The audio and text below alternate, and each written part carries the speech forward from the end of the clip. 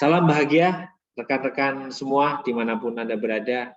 Kali ini untuk tugas CEO Insight Class Assignment, saya akan membahas 10 kompetensi for top level, terutama di area BUMN dan anak perusahaan BUMN.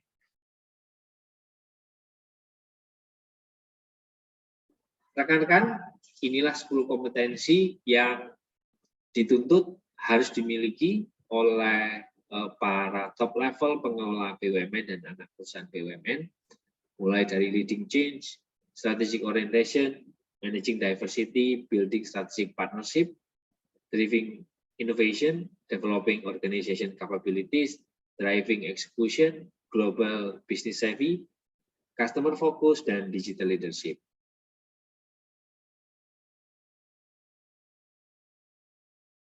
Ketika kita diangkat pertama kali menjadi direktur, gitu ya, maka bagaimana yang kita implementasikan untuk kita melakukan atau mengimplementasi 10 kompetensi ini, gitu ya.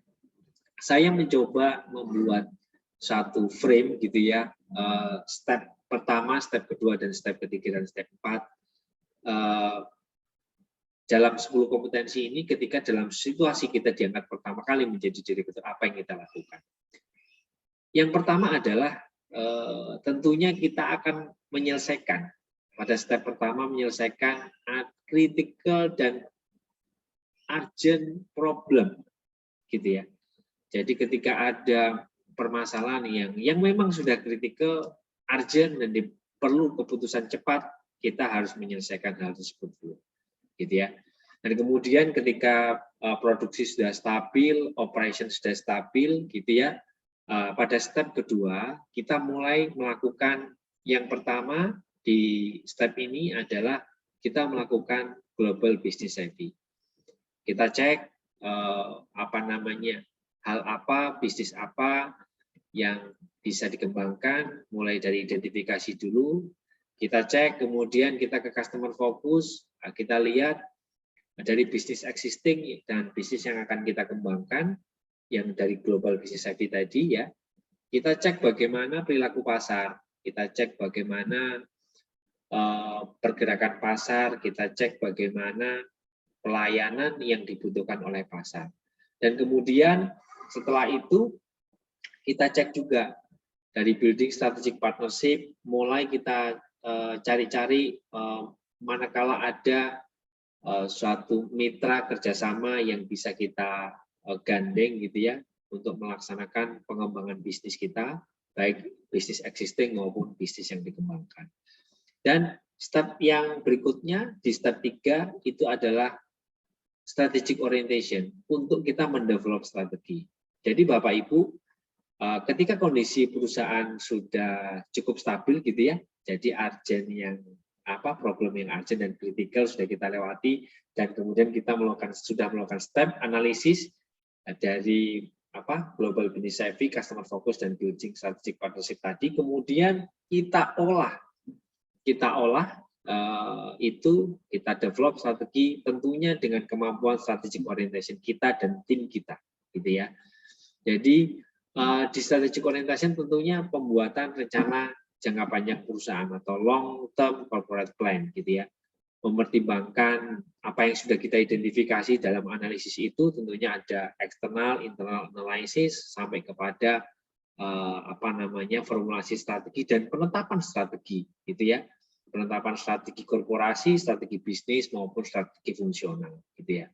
Dan kemudian selanjutnya di step yang berikutnya, saat kita implementasi, kita menggunakan 5 kompetensi di sini, yaitu pertama adalah leading change, jadi kita mengelola perubahan, kita memimpin perubahan.